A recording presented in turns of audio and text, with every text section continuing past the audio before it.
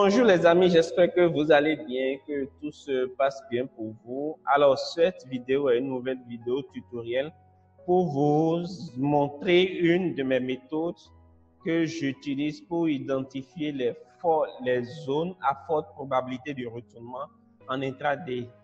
Ça va intéresser tous ceux qui font de l'intraday et aussi ceux qui font du scalping, pourquoi pas, oui, mais beaucoup plus ceux qui font de l'intraday, c'est-à-dire ceux qui ouvrent les positions et les ferment au cours de la même journée. Et donc pour ça, nous allons nous aider d'un indicateur qu'on appelle l'ATR. L'ATR, c'est Average True Range. L'ATR mesure le range journalier. Donc, vous mettez la période comme période 5. Vous mettez comme période 5, vous placez ici. Vous voyez ici l'ATR, le nombre de pips en termes de range de la journée. Donc, vous voyez la valeur de l'ATR ici. Donc, à partir du moment où l'ATR a sa valeur ici, qu'est-ce que vous faites? Vous prenez un ATR ici, ça fait 0,0246. Donc, une fois que vous avez noté cela, vous venez en M15. Et donc, vous cherchez la bougie de clôture de la veille. La bougie d'hier a commencé ici, je pense. La bougie d'hier, c'est ça, ça a commencé ici. D'accord? Et ça a pris fin quelque part là. Je pense que ça a pris fin quelque part ici. Voilà. D'accord? Donc, allez, mettons ça là. Donc, ça, c'est la journée d'hier. Donc, nous allons prendre le prix de clôture d'hier, le prix de clôture de la journée d'hier. Donc, le prix de clôture de la journée d'hier, elle est ici. D'accord? Si je zoome un peu plus, vous allez voir la bougie d'hier, elle a clôturé. Disons que c'est la bougie de clôture, ça. D'accord? Et donc, une fois identifiée la bougie de clôture, elle tombe sur un prix.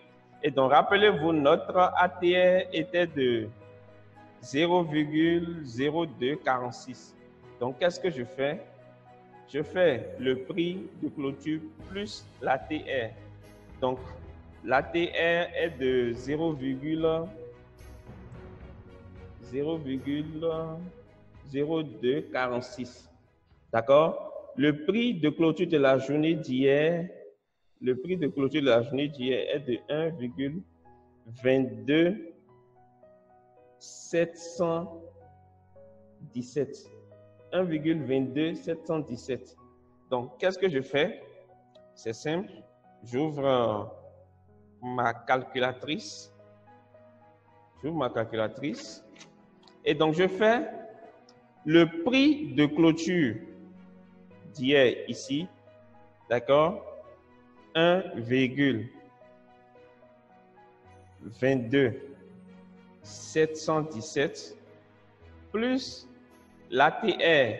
Donc, l'ATR, c'est le range d'une journée qui fait 0,0246. Donc, j'ajoute mon ATR là. Et donc, je fais plus. D'accord? 0,0246. Ça me donne 1,25117. Donc 1,25177. D'accord?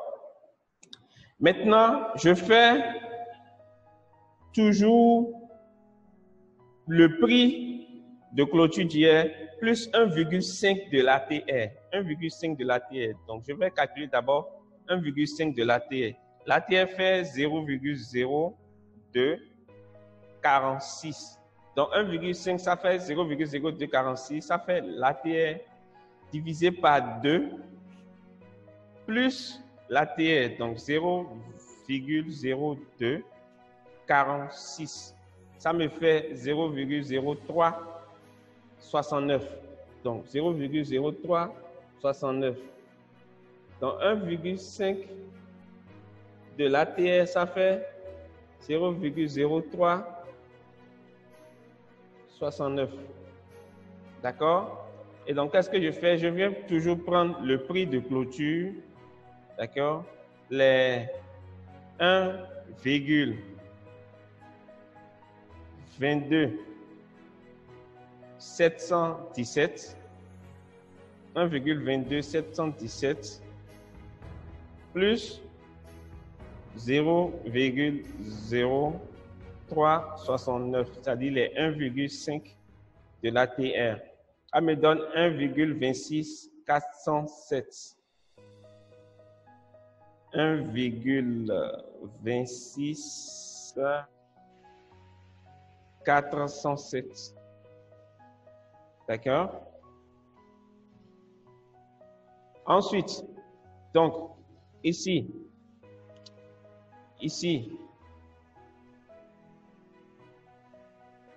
j'ai ATR, pardon, ici j'ai ATR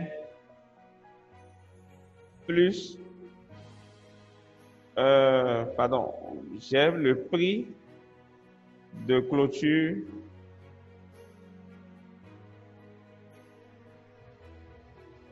le prix de clôture plus l'ATR. D'accord? Donc,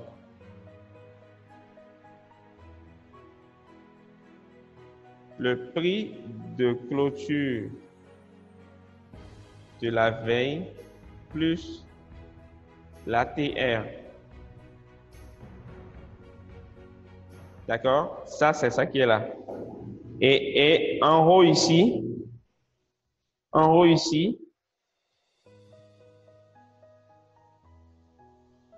haut là, j'ai le prix de clôture de la veille plus 1,5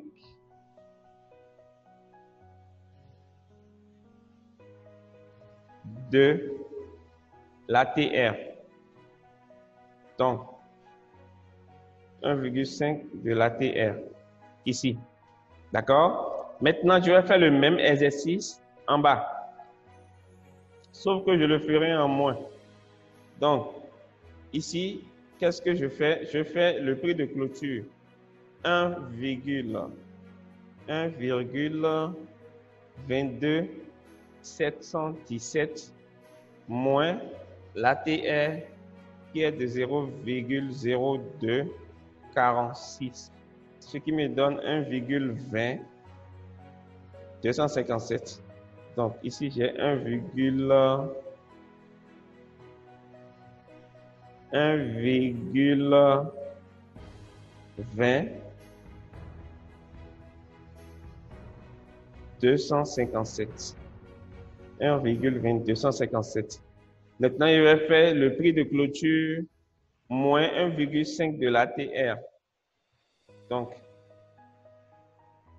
le prix de clôture 1,22717 moins 0,0369. Ça me donne 1,1927. Ça me donne 1,1927. D'accord? 1,1927. Voilà. Donc ici,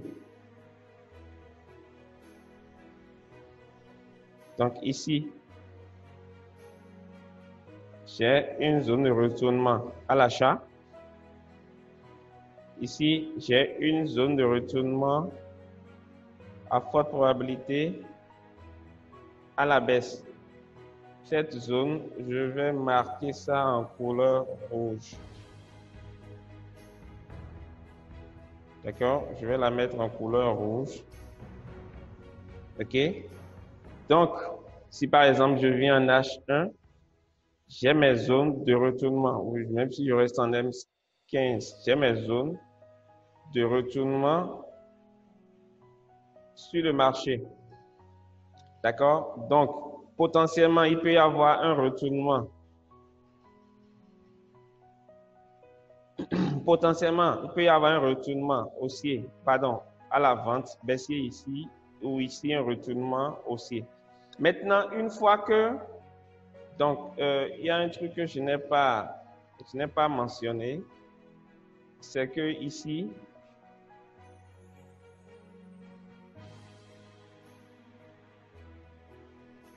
donc ici, qu'est-ce que je fais? Ici, là, ça fait l'ATR. Ça fait l'ATR, le prix de la veille, pardon, moins l'ATR ici. Et ici, ça fait le prix de clôture de la veille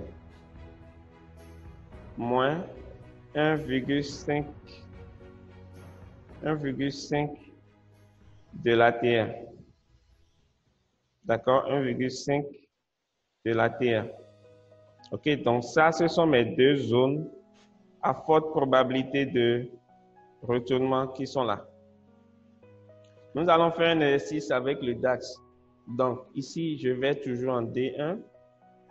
Je place mon ATR en période 5. Je vois que la volatilité ici, le range journalier est de 1087 points. Je viens en M15. Arrivé en M15, je cherche la bougie de clôture de la veille. Hier, c'était le 16. Donc, la bougie de clôture doit se situer. Hier, ça a commencé hier. Ça a commencé hier. Voilà. La journée a commencé ici hier. Et après fin, je pense là. Voilà. Donc, ça, c'est la journée d'hier, ça. Ça, c'est ma journée d'hier. Donc, la bougie de clôture, elle est là.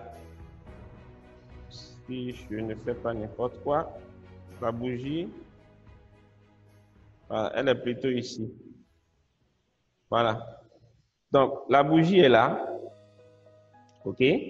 Donc, on est à 8546. On a fait clôturer hier à 8546. L'ATR est à 1087. Donc, l'ATR, OK. Allez.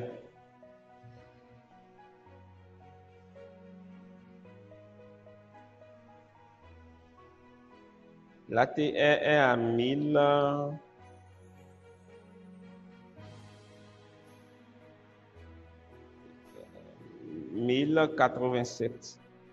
1087,1460. 1087. L'ATR égale à 1087,1140. D'accord? Je vais vérifier que c'est bon. Pardon, 1087,1460. OK, ça c'est l'ATR du jour. OK? Bien. Notre prix est là. Donc, ATR, on va calculer en même temps 1,5 de l'ATR. 1,5 ATR. D'accord? Ça nous donne quoi? L'ATR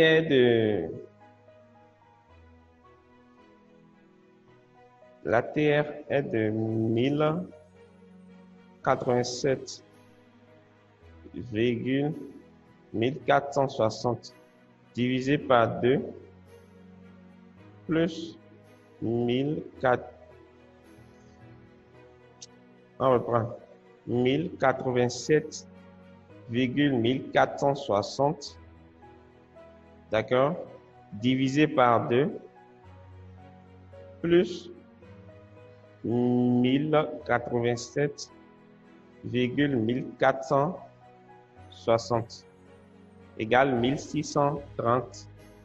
1630. Allez, je vais copier ça et venir mettre ça ici. Donc, on a l'ATR et 1,5 de l'ATR. Donc, pour identifier les fortes zones, les zones à forte probabilité de retournement, je fais le prix, ce prix de clôture d'hier, d'accord, plus l'ATR. Donc, le prix de clôture, c'est 1546. Donc, je fais 8546 plus 1087,1460. Ça me fait 9633. D'accord? Donc, 9633. 9633. D'accord? Ensuite, le prix de clôture, donc 8546 plus 1630,719. Ça me donne 10 176. Attends, 10 000.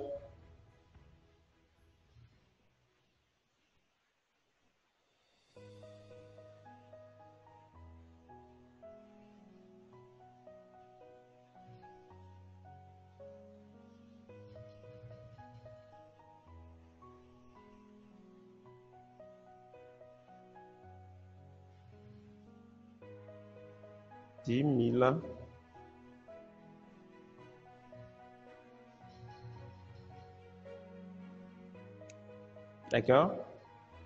Ensuite, on fait le même prix. 8546 moins l'ATR moins 1087,1460. Ça me fait 7458.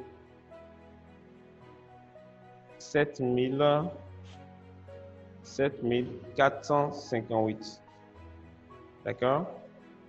Et 8546 moins 1630,719. Ça me donne 6915.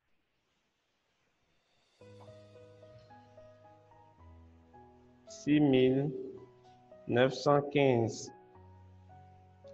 Donc, j'ai ma potentielle zone d'achat ici. Donc, je vais mettre ça en couleur verte. Et ma potentielle zone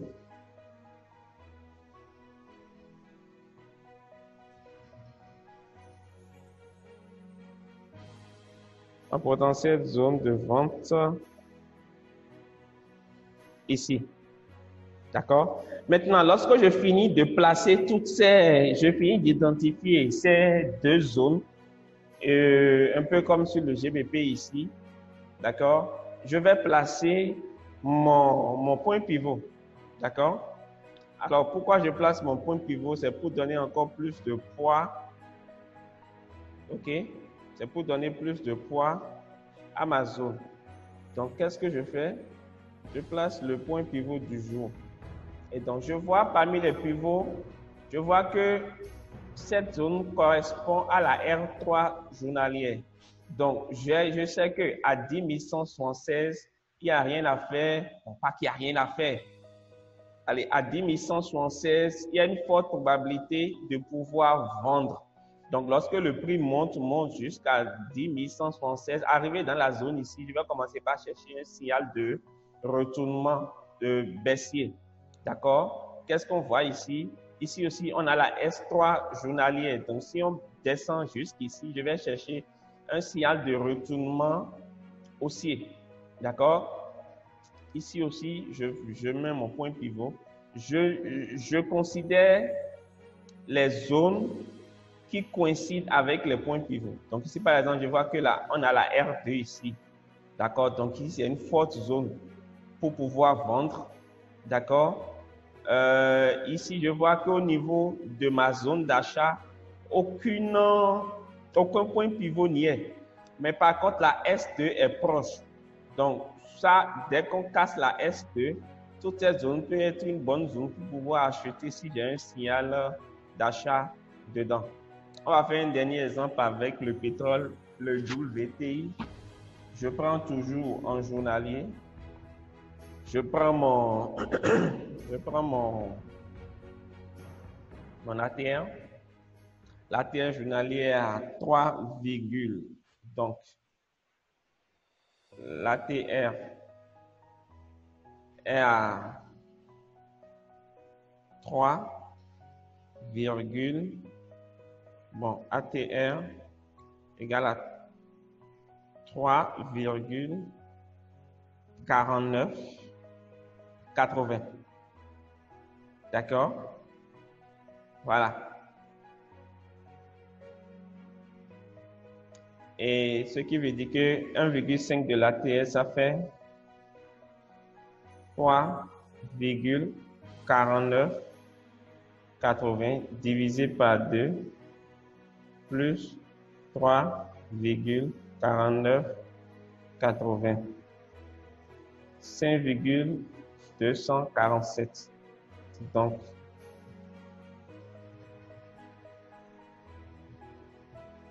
1,5 de l'ATR égale 5,245. 5,245. 5,247, pardon, 5,247. D'accord? Et donc, qu'est-ce que je fais? Je viens en M15. Je viens en M15, je cherche la bougie de clôture de la veille. OK? Je donne le 17. Donc, la bougie d'hier, hier, ça a commencé là. D'accord? Hier, ça a pris fin quelque part ici. Voilà. Donc, la bougie d'hier sur le WTI, le pétrole a clôturé là. OK? Donc, prix de clôture plus ATR. Prix de clôture 28,51. 28,51 plus ATR 3,49. Ça me donne 32. Donc, je mets 32. Prix de clôture plus 1,5 de ATR. Prix de clôture. 28,51 plus 5,24. 33,75.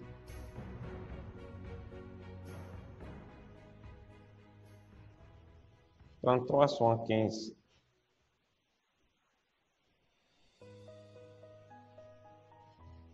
Prix de clôture 28,51 moins l'ATR 3,4980 25,12.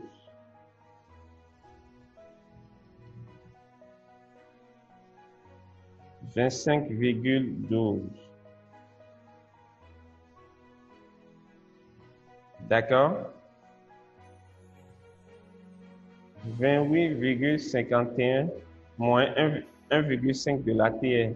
Donc, moins 5,24 égale à 23,27. 23,27. Donc, 23,27. OK? Et donc, j'ai mes deux zones. D'accord? J'ai mes deux zones pour acheter comme pour vendre. Donc, ici, j'ai ma zone de vente. Ici, j'ai ma potentielle zone de vente ici. Et j'ai ma potentielle zone d'achat ici. Je vais mettre ça en couleur verte. Je vais mettre ça en couleur verte. D'accord? Et donc après, qu'est-ce que je fais? Je mets les points pivots, tout simplement. Je mets les points pivots. OK? Et je vois que la R2 journalière tombe pile poil sur la zone là. Donc, cette zone, ce niveau des 32,83 voire 33 pourrait être une zone de vente sur signal. Ici, aucun support ne tombe dans la zone, donc elle est moins pertinente que cette zone-là. Donc, si on monte, on vient dans cette zone-là, je vais plutôt chercher des ventes. Et si on vient dans cette zone-là, déjà à partir de cette zone-là, pourrait être pour moi peut-être une zone d'achat ou la zone ici.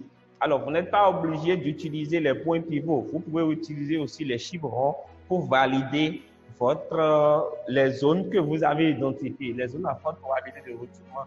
Vous pouvez identifier les blocs de contrat. Vous pouvez utiliser les blocs de contrat, les instits, donc les chiffrons, le Fibonacci, même Ishimoku, donc les plats de SSB ou les plats de la Kijun pour valider. Vous pouvez aussi utiliser quoi? Vous pouvez utiliser les bandes de Bollinger aussi pour avoir des zones. L'essentiel, c'est qu'une fois que vous avez identifié ces deux zones-là, ayez le maximum de convergence sur les zones. Voyez, parmi les deux zones, les zones où il y a le plus de convergence. Moi, pour être plus simple, moi, j'utilise les points pivots. Mais vous pouvez utiliser les chiffrons pour voir quelles sont les zones les plus pertinentes parmi les deux.